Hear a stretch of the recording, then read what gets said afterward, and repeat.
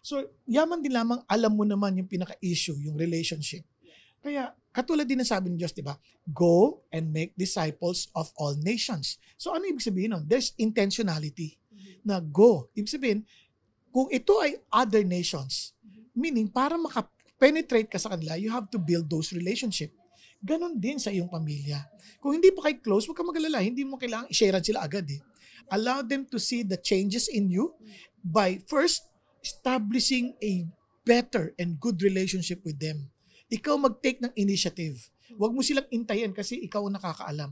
Then hopefully by the grace of God, as you are praying also for them, mabibuild yung relationship, ma-share mo rin yung gospel sa kanila. Tulad ng ating mga napapag-aralan dito, yung pray, care, and share. Di ba? Keep on praying for them. Show that you really care for them. And then, by God's grace, He will open the pathway for you to share the gospel. So, yun ang gawin natin.